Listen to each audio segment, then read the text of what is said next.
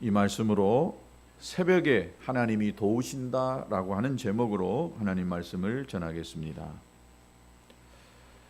그 사람의 믿음은 생의 위기가 닥쳤을 때 믿음이 드러나게 되는 것을 볼 수 있습니다. 모든 일이 잘 되고 평안할 때 드러나는 것이 아니라 그 사람이 힘들고 아주 절망적인 이 상황에 놓여 있을 때에 그 사람의 믿음이 제대로 드러나게 되는 것을 볼 수 있습니다. 그래서 예수님께서 마태복음 7장 24절에서 7절까지 이렇게 말씀했습니다. 그러므로 누구든지 나의 이 말을 듣고 행하는 자는 그 집을 반석 위에 지은 지혜로운 사람 같으리니 비가 내리고 창수가 나고 바람이 불어 그 집에 부딪히되 무너지지 아니하나니 이는 주초를 반석에 놓은 연고요 나의 이 말을 듣고 행치 아니하는 자는 그 집을 모래 위에 지은 어리석은 사람 같으리니 비가 내리고 창수가 나고 바람이 불어 그 집에 부딪힘에 무너져 그 무너짐이 심하니라 라고 이렇게 말씀했습니다. 평상시에는 이 사람의 인생의 기초를 어디에 두었느냐 이걸 잘 구분해 낼 수가 없습니다. 그런데 바람이 불어오고 또 홍수가 나고 집이 떠내려 갈 때 보면 그 집이 과연 모래 위에 지은 집이냐 아니면 높은 산 위에 지은 집이냐 주초 위에 돌 위에 지은 집이냐 알 수 있듯이 그 인생의 이 믿음이 어디에 있는가가 그냥 나타나게 된다는 것입니다. 이스라엘의 역사에도 그런 때가 있었습니다. 유다 왕 히스기야 왕 때에 북쪽에 있는 아시리아라고 하는 이 나라의 왕 사네립이 이스라엘을 침공해 올 때에 그야말로 나라가 풍전등화와 같은 그런 때가 있었습니다. 그 당시만 해도 아수르라고 하는 나라는 강대국이었습니다. 유다는 아주 약소국가에 불과했던 나라였습니다. 그런데 이 강대국이 어느 날 갑자기 이 약한 유다 나라를 침공해 온 것입니다. 꼭 지금 이 우크라이나 사태와 같은 세계 두 번째 이 군사 강대국이라고 하는 러시아가 아주 약한 우크라이나를 침공한 것과 마찬가지였습니다. 이때 유다 왕 히스기야 왕이 해야 될 일이 뭐였겠느냐? 두 가지 아마 일이 있었을 거로 생각이 되어집니다. 첫 번째는 국무회의를 열어가지고 이 장관들을 다 소집해가지고 우리가 이 난국을 어떻게 헤쳐나가야 될 것인가를 논의해야 될 일이었고, 또 한 가지의 일은 결사항전, 우리가 죽을 각오를 하고 우리가 맞서서 싸우자. 아마 우크라이나가 그런 것 같습니다. 게임이 안 돼요. 이 군사력을 비교해보면 러시아하고 우크라이나와는 게임이 안 됩니다. 러시아도 우크라이나를 침공해가지고 적어도 3일, 늦게 되어져도 일주일 안에는 그 우크라이나를 점령해버릴 것으로 생각을 했습니다. 그러나 지금 한 달이 넘었는데도 우크라이나를 점령 못하고 점점 이 사태가 어려워진다는 이런 보고를 우리가 뉴스를 통해서 듣습니다. 유다 왕 히스기야 왕 때도 아마 두 가지 분명한 이 선택을 해야만 했습니다. 하나는 이 국무회의를 여러 가지 결사항전하는 것이었고, 또 한 가지는 항고하는 것이었어요. 아수리의 요구를 들어서 저들이 뭘 요구하든지 쉽게 말하면 왕이 납작 엎드려 가지고 우리만 살려주십시오. 우리 목숨만 살려주십시오. 우리가 당신들이 원하는 대로 하겠습니다. 라고 하는 항복하는 것이었을 것입니다. 그런데 히스기야 왕이 어떻게 대처를 했냐라고 하냐면 싸우지도 않았고 국무회의를 소집해가지고 우리가 결사항전하자 라고 이렇게 하지도 않았습니다. 그 소식을 듣자마자 히스기야 왕은 굵은 베옷을 입고 그리고 성전으로 들어갔습니다. 그리고 하나님 앞에 기도합니다. 하나님, 저 아수르 나라가 우리 나라를 지금 침략해 온답니다. 하나님 어떻게 하면 좋겠습니까? 라고 이렇게 하나님 앞에 기도하였습니다. 그리고는 그 당시에 선지자였던 이사야 선지자에게 사람을 보냅니다. 선지자, 기도해 주십시오. 나라가 지금 굉장한 위기 가운데에 있습니다. 라고 이렇게 기도해 달라고 청을 합니다. 이때 그 유다 왕 히스기야 왕의 서신을 받은 이사야 선지자가 이 왕에게 이런 서신을 보냅니다. 왕께서는 조금도 두려워하지 마십시오. 그들을 겁내지도 마십시오. 하나님께서 왕과 이 나라를 지키실 것입니다. 라고 이렇게 이사야 선지자가 왕에게 서신을 보냅니다. 이사야 선지자가 히스기야 왕이 하는 이 태도와 그 보낸 서찰을 받고 얼마나 기뻤을까요? 왕이 벌벌 떨지도 않고 결사항전하려고도 하지 아니하고 사람들을 불러 모으지도 아니하고 그래서 전쟁하려고 하지도 않고 하나님 앞에 나가서 기도하는 이 왕이 아마 분명 하나님의 종이었던 이사야 선지자의 마음에 너무나 좋았을 걸로 생각이 되어집니다. 그 사이에 이집트, 애굽에서 군사를 이끌고 그 전쟁에서 도와준다라고 하는 소식이 들려옵니다. 그럼에도 히스기야 왕은 끄떡하지 아니하고 가서 중단하지 아니하고 기도하고 있었습니다.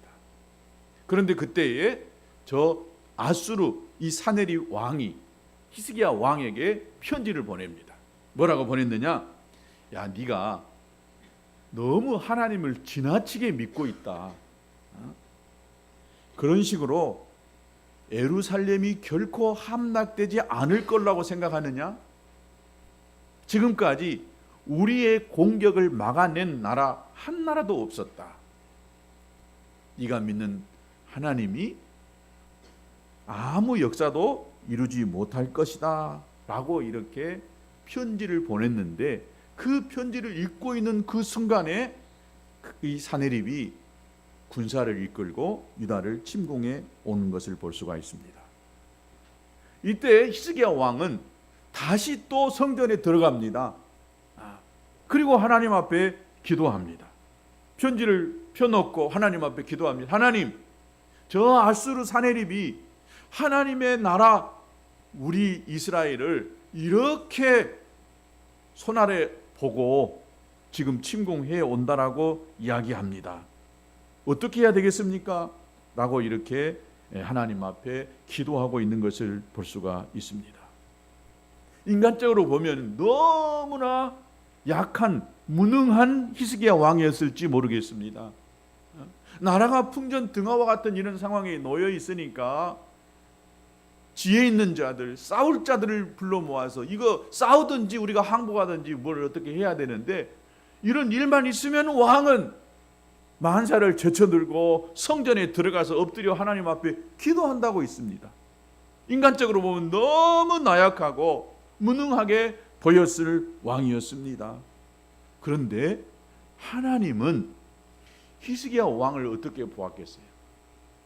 진짜 믿음 있는 사람이구나, 참 지혜로운 사람이고 현명한 사람이구나 라고 이렇게 생각했을 것입니다.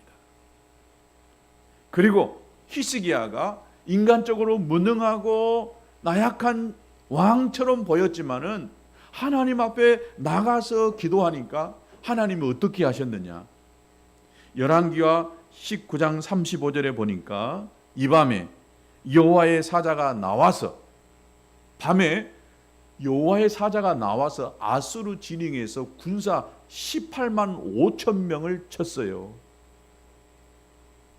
그러니까 아침에 일찍이 일어나 나가 보니까 다 송장이 되었다. 할렐루야.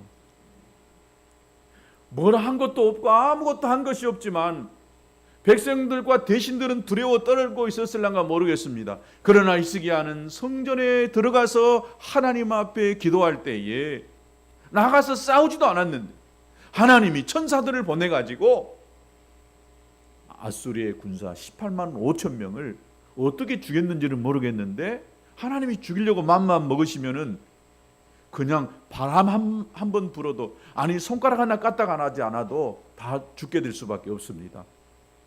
그들이 밤에 쳐들어왔는데 아침에 나가보니까 다 송장이 되었다라고 하는 것입니다. 놀랍지 않습니까? 이런 경우가 어디 있겠어요? 아마 세계 전쟁 역사 중에 이런 경우는 한 번도 없을 걸로 생각이 되어집니다. 오늘 읽은 우리가 시편 46편에 보면 고라 자손의 시라고 하는 것이 그 첫 제목에 붙어 있습니다. 누가 지었는지는 정확하게 알 수가 없습니다. 다만 고라 자손 중에 어떤 한 사람이 지었다라고 하는 것입니다.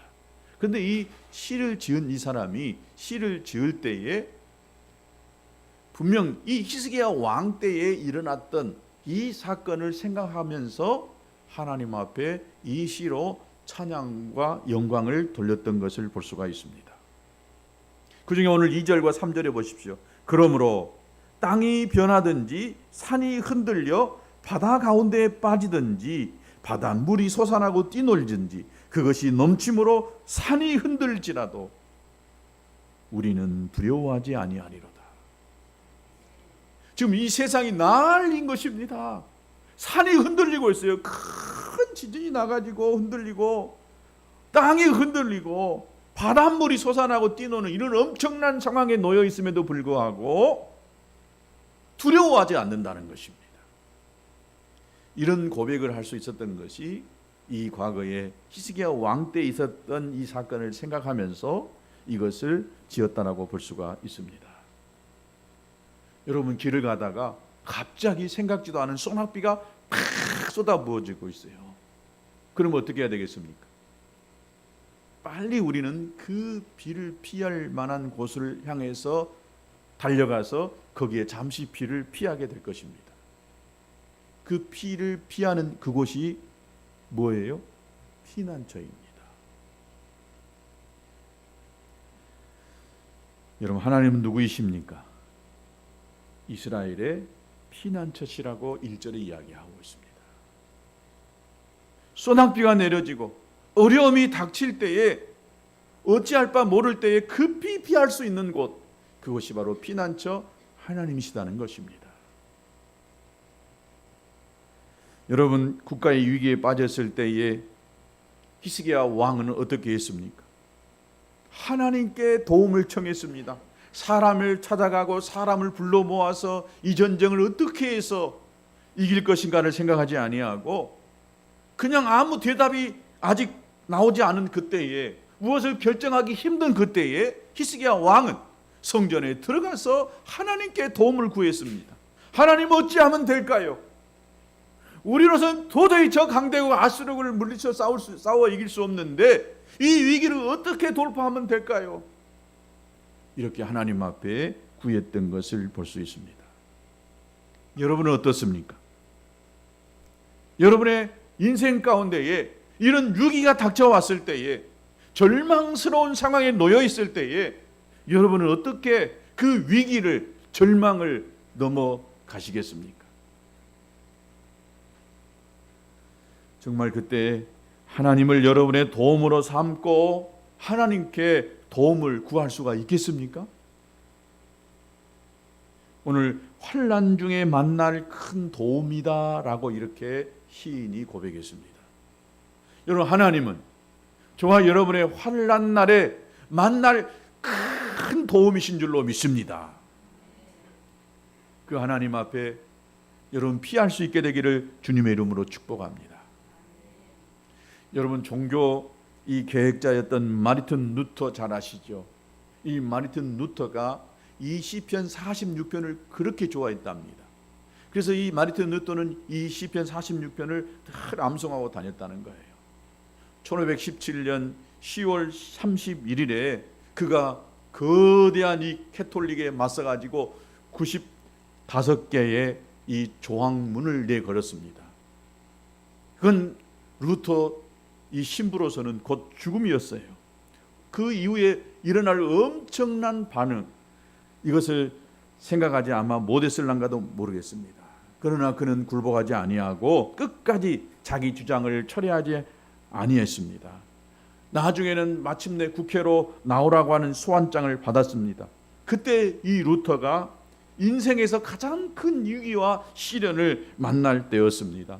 그때 이 시편 46편을 읽고 또 읽어가면서 그때의 영감을 받아서 이 찬송가 가사를 썼는데, 그의 찬송가 364장 내 주는 강한 성이옵니다. 내 주는 강한 성이요. 이 루터가 이 찬송을 썼습니다. 오늘 4절에도 보면 갑자기 강에 대한 내용이 나오는 것을 볼 수가 있습니다. 두려워하지 않는다라고 하면서 갑자기 한 시내가 있는데 이것이 나뉘어 흘러가지고 하나님의 성 곧 지존하신 이의 송소를 기쁘게 하도다라고 있습니다. 여러분, 성경에서 강은 항상 축복의 상징입니다. 그래서 예수님께서도 요한복음 7장 37절 38절에 보면 누구든지 목마르거든 내게로 와서 마셔라. 나를 믿는 자는 성경에 이른 것 같이 그 배에서 생수의 강이 흘러나리라 라고 있습니다. 여러분, 생수의 강은 그 물을 마시는 사람에게 생명을 주는 축복의 강인 것입니다. 예수 그리스도를 믿는 사람은 그 속에서 이런 축복의 강이 흐른다라고 말씀하고 있는 것입니다. 여러분, 그런데요, 예루살렘에는 강이 없어요. 세계 유수한 도시들을 보면 대부분의 큰 강이 흐르고 있습니다. 그 강을 중심으로 해서 도시가 형성되어지고 또 도시가 발전하고 있었던 것을 볼 수가 있습니다. 그런데 예루살렘이라고 하는 도시는 강이 없어요. 그런데 왜 여기서 지금 이 시편의 기자가 강을 이야기했느냐? 이건 상징으로 이야기했는데, 강이 없는 대신에 예루살렘에는 하나님의 성전이 있었습니다. 이 하나님의 성전에서 흘러나오는 그 생명의 강이 흘러나오고 있다라고 말하고 있는 것입니다. 하나님의 집에서부터 온 도시로 하나님의 축복의 강이 흘러가고 있는 것입니다. 그래서 예루살렘은 강은 없지만은 예루살렘 이곳이 하나님이 축복한 도시인 것을 알 수가 있습니다. 그렇습니다. 여러분, 인생의 행복을 우리가 가진 조건으로 생각한다라고 한다면, 여러분, 이 세상에 행복할 사람이 몇 명이나 있겠어요? 적어도 내 인생에 이런 것이 있어야만 나는 행복한 사람이다라고 생각할 텐데, 자기가 정해놓은 그 기준에 조건에 다 맞게 가지고 있는 사람이 이 세상에 몇 명이나 있을까요? 이 조건에서 하나라도 빠지면 그는 행복한 사람이 아닐 수 있거든요. 그래서 행복이 어떤 인생의 조건 때문에 주어지는 것이라고 한다면 이 세상에는 그 누구도 행복한 사람은 없습니다. 이 사실을 아는 사람은 절대로 행복한 삶을 살 수가 없습니다. 그런데 이 행복이, 이 하나님이 우리에게 축복하시는 이 축복이 어디서부터 오는 것이냐? 시편 144편 15절에 보니까 이런 백성은 복이 있나니, 어떤 사람이 복이 있느냐? 여호와를 자기 하나님으로 삼는 백성은 복이 있도다. 여러분은 복이 있는 줄로 믿습니다. 하나님을 여러분의 하나님으로 모시고 살고 계시지요? 인정하며 사시지요? 그러면 여러분이 복이 있는 사람인 줄로 믿습니다. 여러분, 이 말씀이 잘 이해되지 않는 사람은 하나님은 우리 아버지시다라고 하는 이 말씀을 한번 생각해 보시기 바랍니다. 아버지는, 부모는요, 자식에게 항상 좋은 것을 주려고 합니다. 나는 못 먹어도 내 자식이 먹게 된다고 한다면 그것을 주려고 하는 것이 부모예요. 근데 그 부모가 바로 하나님이시다는 거예요. 마태복음 7장 9절에서 11절에 이런 말씀이 있습니다. 너희 중에 누가 아들이 떡을 달라 하면 돌을 주며 생선을 달라 하면 뱀을 줄 사람이 있겠느냐? 너희가 악한 자라도 좋은 것으로 자식에게 줄 줄 알거든 하물며 하늘에 계신 너희 아버지께서 구하는 자에게 좋은 것을 주시지 않겠느냐? 아버지는 자식에게 늘 좋은 것을 주기를 원하는 것이라는 것처럼 하나님이 우리 아버지시니까 하나님은 항상 우리에게 좋은 것을 주려고 이해를 쓰신다는 것입니다. 그래서 하나님은 그의 자녀들이 이렇게 축복을 받을 수 있는 길을 열어놨어요. 그냥 아무거나 하나님이 그냥 다 주는 것이 아니라요, 축복의 길을 열어놨어요. 이 길을 영어로 보면 채널입니다. 채널이란 말 아시죠? 텔레비전 맞출 때 채널 돌려봐 그러잖아요. 근데 이 채널이 우리가 방송국의 어느 채널을 보고 싶으면 그 채널에 맞는 주파수를 맞춰야 돼요. 요즘 케이블 TV에서 번호를 정해줬잖아요. 뭐 MBC는 몇 번, KBS는 몇 번. 이 내가 보고자 하는 그 방송의 채널을 눌러야 그 방송이 나오는 것처럼 하나님이 우리에게 복을 주시려고 하는 그 채널을 내가 딱 맞추어야 하나님 복이 임하게 되는 줄로 믿습니다. 다 무조건 누구에게 다 나눠주는 것이 아니라 하나님이 길을 정해놓고 그 길에 합당하게 오는 자에게 하나님이 복을 주신다라고 이렇게 말씀해 놓고 계시는 것입니다. 저와 여러분이 그 길을 갈 수 있게 되기를 축복합니다. 하나님이 원하시는 그 채널에 우리 인생의 채널이 딱 맞추어져 가지고 하나님이 주시는 복을 다 누릴 수 있게 되기를 주님의 이름으로 축복합니다.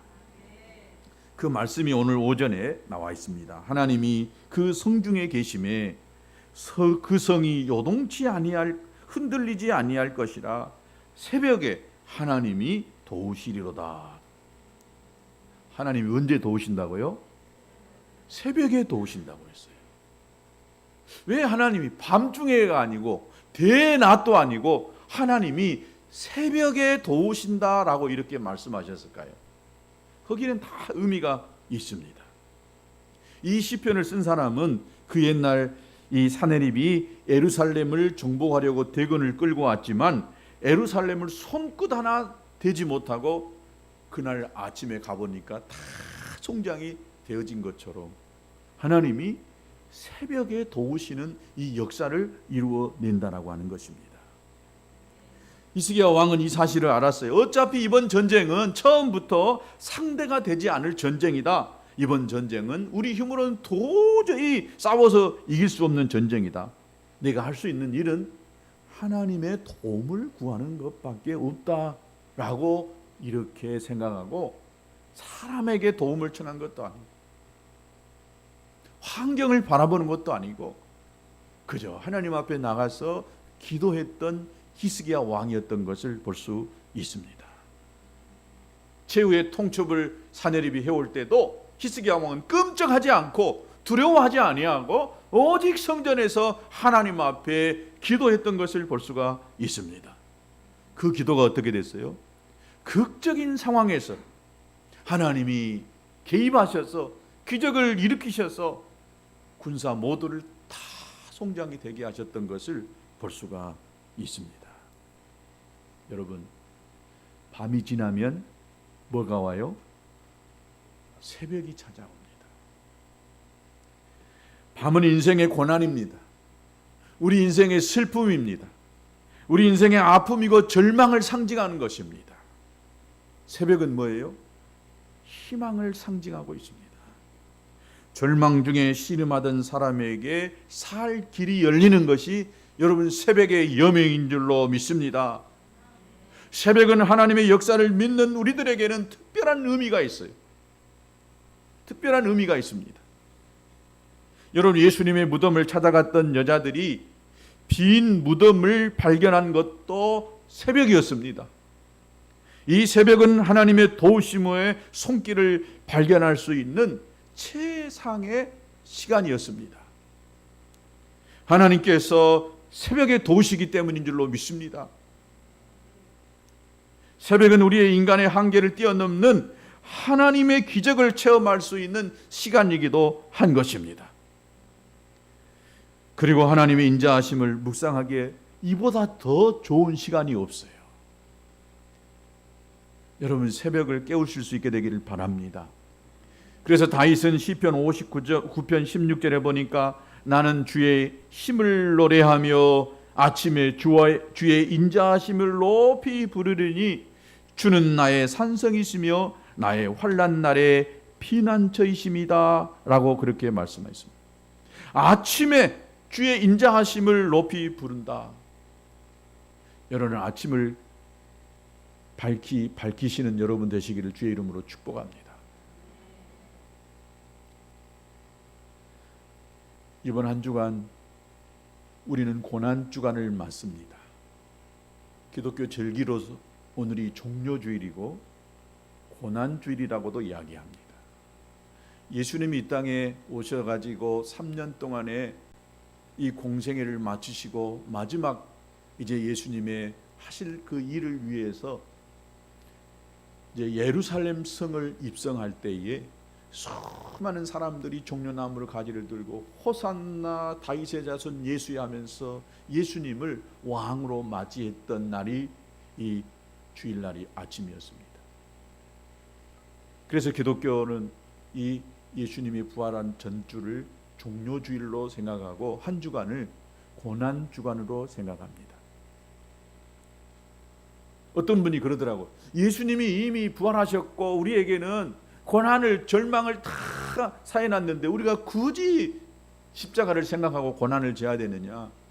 그래요, 우리가요 평상시에 예수님의 은혜로요 너무 편하게 잘 먹고 잘 지내고 있어요. 그런데 여러분, 이렇게 우리가 편하게 지내고 부활의 영광과 감격을 누릴 수 있는 것은 예수님의 십자가의 고난이 있었기 때문에 부활이 있었던 것처럼 오늘 저와 여러분의 인생에도 힘들고 어렵고 절망스러운 인생을 우리가 만났다라고 한다면 반드시 이것은 부활을 이루기 위한 과정이라는 사실입니다.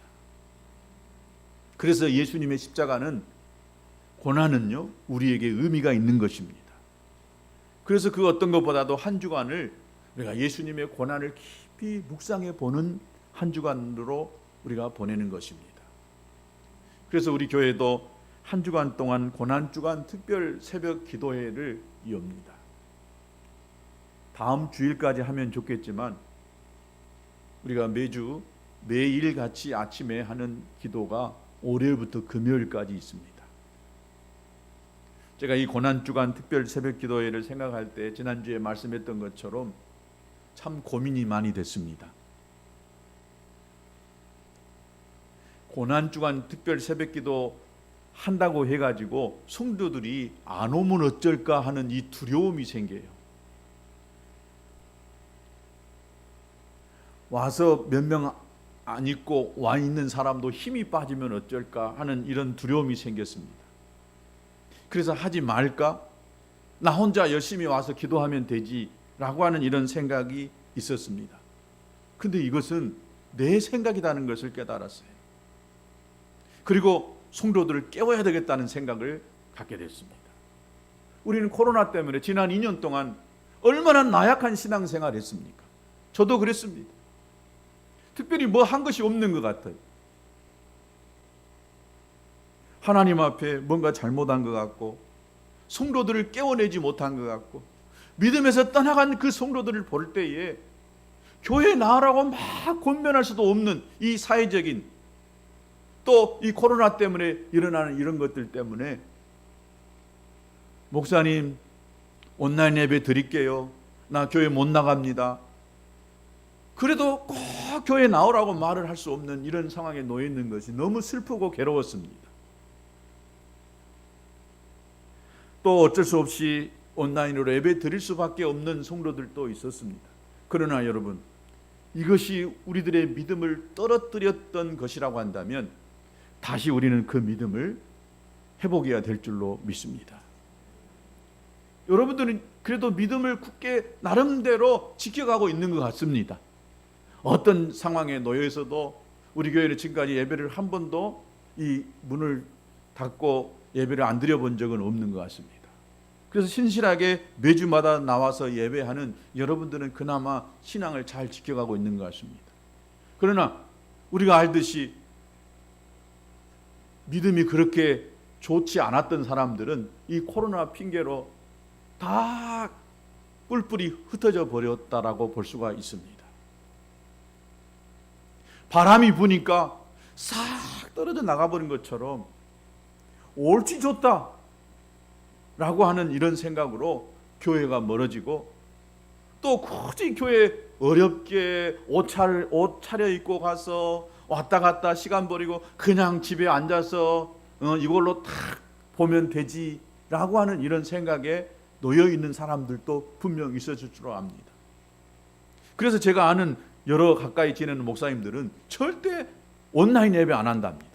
지금도 온라인 예배 안 한답니다. 안 하면 안 했지 온라인 예배를 안 한다는 거예요. 그것이 다 저는 좋다고 생각지는 않습니다. 그러나 그렇게 하는 그분들의 마음을 이해가 좀 되더라고요. 신앙은 헌신입니다. 믿음으로 결단하고 헌신할 때에 그 믿음이 제대로 드러나게 되는 줄로 믿습니다. 여러분, 한 주간 동안 우리가 하나님 앞에 나와서 이 새벽을 깨우며 기도하는 이 한 주간으로 보낼 수 있었으면 좋겠습니다. 그러기 위해서 여러분 여기에다 초점을 맞추지 않으면 여러분 절대 새벽에 한 주간 동안 새벽기도 못 합니다. 1년에 한 번도 새벽기도 안 나오신 분이 작정해가지고 새벽기도 나오려고 마음 먹으면 그 시간에 잘 못 일어나져요. 삶의 패턴이 1시간 아니 30분 먼저 일어나는 것이요, 하루를 그렇게 피곤하고 힘들게 만들어 버릴 수도 있어요. 그러니까 그것이 두려워가지고 못 나오게 되는 경우가 있어요. 그러나 여러분 인생에 있어서 한번 결단해 보시기 바랍니다.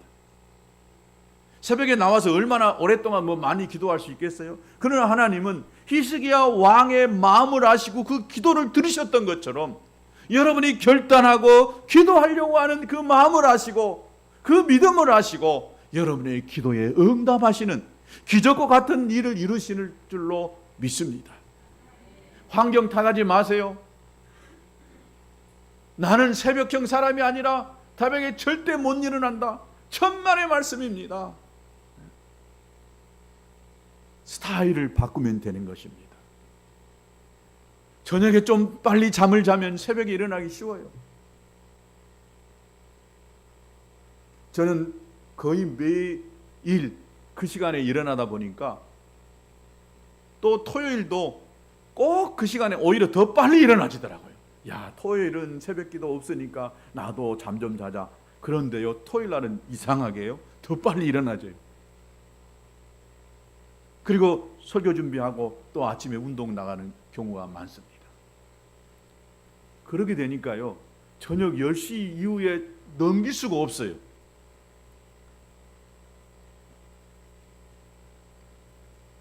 빨리 잠을 잘 수밖에 없어요. 나는 저녁에 늦게 자니까 새벽에 못 일어나겠대요. 늦게 자니까 못 일어나죠. 빨리빨리 자야 돼요.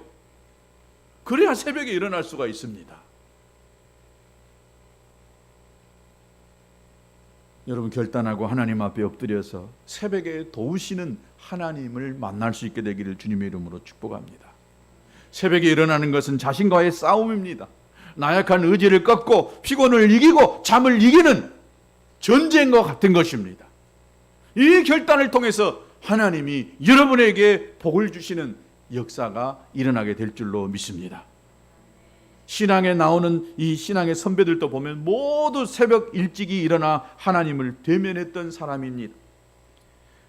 아브라함도 보면 창세기 19장 27절에 아브라함이 그 아침에 일찍이 일어나 여호와 앞에 서 있던 곳에 이르러 일찍이 일어나서 여호와 앞에 섰던 것입니다. 야곱이 아침에 일찍이 일어나 베개로 삼았던 돌을 가져다가 기둥으로 세우고 그 위에 기름을 붓고 그곳 이름을 베델이라 하였더라라고 했습니다.